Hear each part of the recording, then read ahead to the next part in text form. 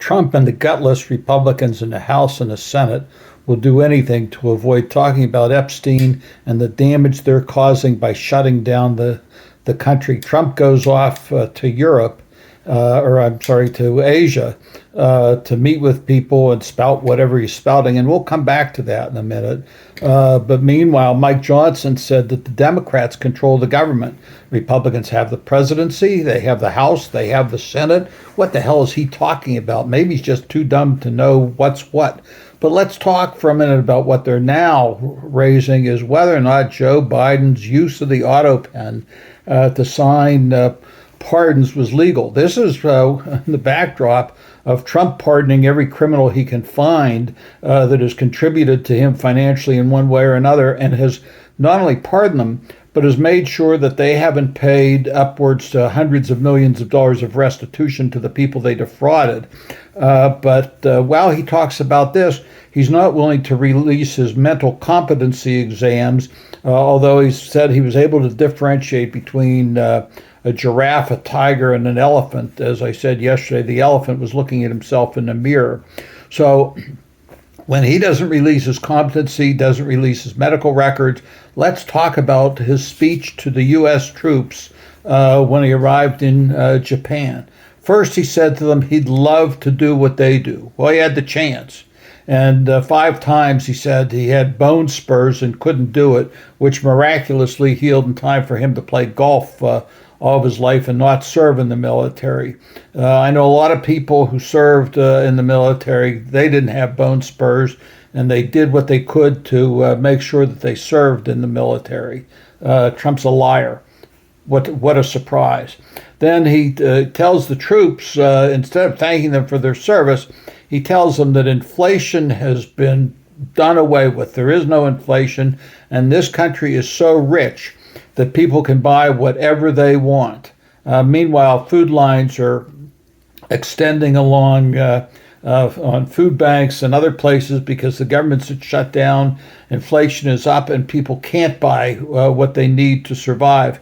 Meanwhile, one of the big proponents on the far right, I think his name is Mike Davis, is telling people, this is almost a quote, get your fat asses back to work and get a new life, and why don't you live the way normal people do? This is a goddamn racist. He called them ghetto dwellers. This is what we're seeing from the people who are supporting Trump. I will note, by the way, that almost everybody who comments, not everybody, but almost everybody who comments negatively on these posts says something violent. There are few who engage in factual discussions I find interesting and illuminating in a number of different ways. But these people don't. All they can do is talk ugly, and all they can do is talk violence. Trump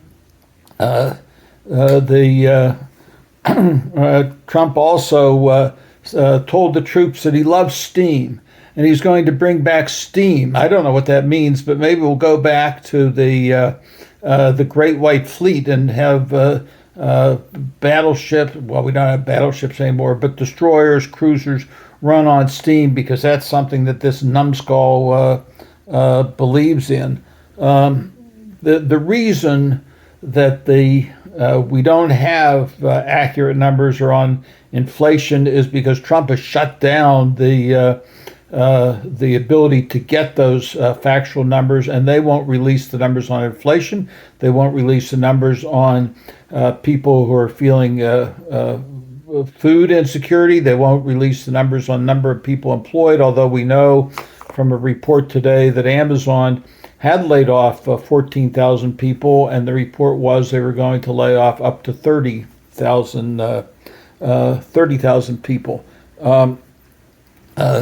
The Trumps also claimed that every boat he has blown up, and they've now blown up 10 or more. I think they blew up 4 more today. It's losing track, with no evidence produced, none, that these people were smuggling illegal drugs headed to the United States.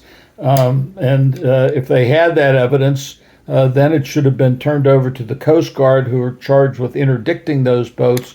If it's a matter of war, then it's turned over to the military, and we'll come back to that again in a moment. But he's claiming each one of those boats saved 25,000 lives. So far, we're somewhere between 250,000 and 350,000 lives he claims to have saved in this country. God, the guy's stupid. Meanwhile, Pete Hegseth is requiring everybody involved in the operations, which apparently are going to include land operations against Venezuela, real or threatened, sign a non-disclosure agreement. So now our military, he wants the military to be able to operate in secrecy. So we don't know what they're doing, why they're doing it, or how they're doing it. There is no declared war, and I think that the Senate and the House has completely abrogated their responsibility to this country, and they're controlled by the Republicans. They've abrogated their responsibility to the rest of us to understand what this country stands for.